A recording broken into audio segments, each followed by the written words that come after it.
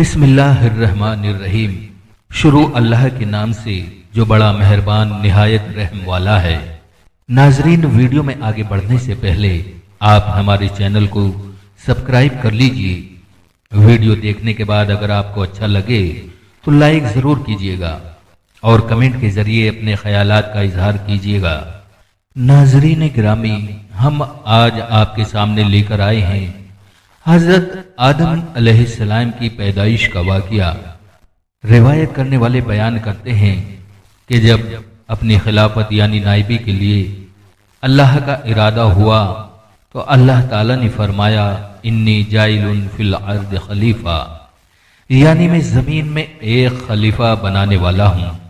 تب حضرت اسرائیل کو حکم ہوا کہ ہر قسم کی لال، سفید اور کالی ایک ایک مٹھی رنگا رنگ مٹی جمع کر کے لائیں، اور اللہ کے حکم کے مطابق مکہ اور طائف کے درمیان رکھی گئی۔ اللہ نے اس مٹی پر اپنی رحمت کی بارش کی اور اسی مٹی کے خمیر سے حضرت آدم علیہ السلام کا پتلا تیار کیا۔ 40 ورش تک پتلا بے جان پڑا رہا۔ جب اللہ نے چاہا کہ حضرت آدم علیہ السلام کا ستارہ روشن ہو اور آدم کی اولاد یعنی انسان کا درجہ پوری دنیا میں بلند ہو تو روح کو حکم ہوا کہ آدم کے جسم میں اتر جائے۔ اس نرم روح نے سخت مٹی میں جانے سے انکار کیا۔ رب کا حکم ہوا کہ روح کو پہنچا کہ اے جان اس بدن میں داخل ہو۔ پھر جب روح آدم کے سر کی طرف سے داخل ہوئی تو جس جگہ سے پہنچتی پتھر بنا جسم مانس ہڈی میں بدلتا چلا گیا۔ جب سینے تک پہنچی تو حضرت آدم نے اٹھنے کا ارادہ کیا، وہیں زمین پر گر پڑے۔ شاید اسی لیے قرآن مجید میں فرمایا گیا ہے کہ انسان بڑا جلد باز ہے۔ اسی حالت میں حضرت آدم نے چھینکا۔ اللہ کی اور سے الہام ہوا کہ کہو الحمدللہ، تمام تعریفیں اللہ کی ہیں۔ اس کریم رحیم نے اپنی رحمت سے فرمایا یا رحمت اللہ، اللہ آپ پر رحمت فرمائے۔ یہ اللہ کی رحمت کا پہلا جذبہ تھا۔ اس کے بعد اللہ کے حکم سے ایک فرشتہ بہشت میں سجا سجایا جوڑا لایا، حضرت کو پہنایا اور عزت کے ساتھ تخت پر بٹھایا۔ نقل ہے کہ حضرت آدم علیہ السلام کی پیدائش کے وقت فرشتے آپس میں کہتے تھے کہ اللہ خاک سے پیدا کر کے جس ہستی کو خلافت کی گدی پر بٹھائے گا وہ خدا کے نزدیک ہم سے زیادہ عزیز نہ ہوگا، اور غیب کے جاننے والے دربار میں ہم جو دن رات رہتے ہیں ہمیں امید ہے کہ ہمارا علم اس سے زیادہ ہوگا۔ پھر حق تعالیٰ نے تمام چیزوں کے نام حضرت آدم کو سکھلا دیے۔ فرشتوں کو حکم ہوا کہ اگر تم سچے ہو تو ان چیزوں کے نام بتاؤ۔ فرشتے جب نہ بتا سکے تو اپنی غلطی مانتے ہوئے بولے کہ پاک ہے تو، ہم تو صرف اتنا ہی جانتے ہیں جتنا تو نے ہمیں سکھایا، اور تجھ سے بڑھ کر جاننے والا کون ہے؟ تب اللہ تعالیٰ نے آدم کو ظاہری اور باطنی کمال سے آراستہ کیا اور عزت کو بڑھانے کے لیے فرشتوں کو جو حضرت آدم علیہ السلام کے تخت کے چاروں طرف لائنوں میں ادب کے ساتھ کھڑے تھے حکم دیا کہ آدم کو سجدہ کرو۔ تمام فرشتوں نے حضرت آدم کو سجدہ کیا مگر ابلیس نے انکار کر دیا اور بولا کہ میں آدم سے بہتر ہوں، اس لیے کہ مجھے آگ سے اور آدم کو مٹی سے پیدا کیا گیا ہے۔ ابلیس کے انکار سے اس پر پھٹکار پڑی اور اسے فرشتوں سے الگ کر دیا گیا۔ حضرت آدم بہشت میں رہنے لگے۔ طبیعت میں آیا کہ کوئی ان کا ساتھی ہو، زندگی کا ساتھی۔ حضرت پر خواب نے غلبہ کیا۔ اسی بیچ اللہ نے اپنی قدرت سے آدم علیہ السلام کے پہلو سے حضرت حوا کو پیدا کیا۔ جب وہ جاگے تو دیکھا کہ ایک پاک صاف عورت بیٹھی ہے۔ بہت خوش ہوئے، پوچھا کہ اے تو کون ہے؟ حضرت حوا نے کہا کہ اے میں تیرے بدن کا حصہ ہوں، اللہ تعالیٰ نے تیری پسلی سے مجھے پیدا کیا ہے۔ کہا جاتا ہے کہ حضرت हव्वा बहुत ही खूबसूरत थी। हजरत की खुशी का ठिकाना न था। हजरत हव्वा को पाकर सजदा शुक्र अदा किया। अल्लाह ताला की तरफ से अर्श के उठाने वाले और आसमानी फरिश्तों के सामने इन दोनों का निकाह हुआ। फिर दोनों को हुक्म हुआ कि तुम इसी बहिश्त में रहो, जो चाहो खाओ, मगर उस पेड़ के नजदीक न जाना। अल्लाह ताला का इशारा गंदुम यानी गेहूं के पौधे की तरफ था। इब्लीस ने आदम को सजदा नहीं किया था और वह निकाल दिया गया था, इसलिए उसे हजरत आदम से खास तौर से जलन हो गई थी। वह हमेशा ऐसे उपाय, ऐसे रास्ते सोचता कि किसी तरह आदम को बहिश्त से निकाले। इसके लिए पहले वह मोर के पास गया, उससे दोस्ती की और कहा कि मेरी दोस्ती का हक उस पर साबित है। हम तुम एक साथ एक मकान में भी रहते थे।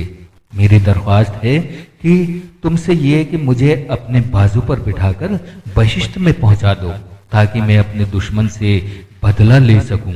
मोर ने इस काम के करने से इनकार कर दिया और कहा कि तू ये बात सांप से कह।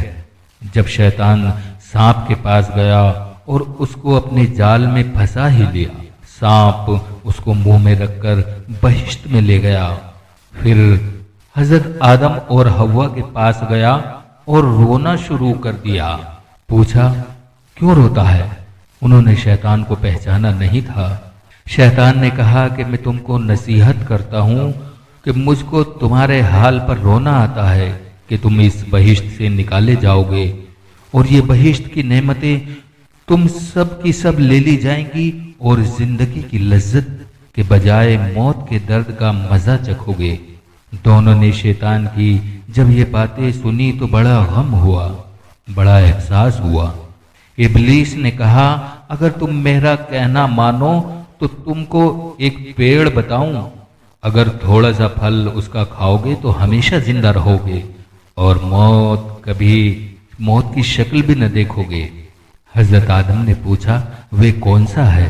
शैतान ने कहा, वही पेड़ जिसके खाने से अल्लाह ताला ने मना किया है। हजरत आदम ने इस बात को कबूल नहीं किया और खुदा की कभी नाफरमानी न करूंगा। जब शैतान ने कसम खाई कि तुम्हारा भला चाहता हूं, तो भी वो इस पर नाफरमानी के लिए तैयार ना हुए और उठकर चले गए। फिर शैतान ने हजरत हव्वा की खिदमत में जाकर इस तरह उनके दिल में भी वसवसे डाले और सांप ने शैतान के कहने पर गवाही दी। हजरत हव्वा ने हजरत आदम को फरमाया कि सांप तो बहिश्त का खादिम है और वे शैतान के हक में गवाही दे रहा है, तो मैं पहले इस पेड़ का फल खाती हूँ। अगर कोई बात पड़े तो वो मेरे वास्ते खुदा से माफी मांग लेना, और नहीं तो तुम भी खाओ। हम तुम दोनों तमाम उम्र बहिश्त की नेमतों की चैन से खाया करेंगे। और उस फल के खाने के बाद दोनों जन्नत से निकाले गए। कहा जाता है कि अल्लाह ने शुरू ही में ये तय कर दिया था कि आदम की फर्मा बरदार औलाद बहिश्त में और नाफरमान औलाद दोज़ख में जाएगी। अगर सबको जन्नत में ही रहना होगा तो दोज़ख कैसे भरी जाती और आमाल का हिसाब किताब ही क्यों होता।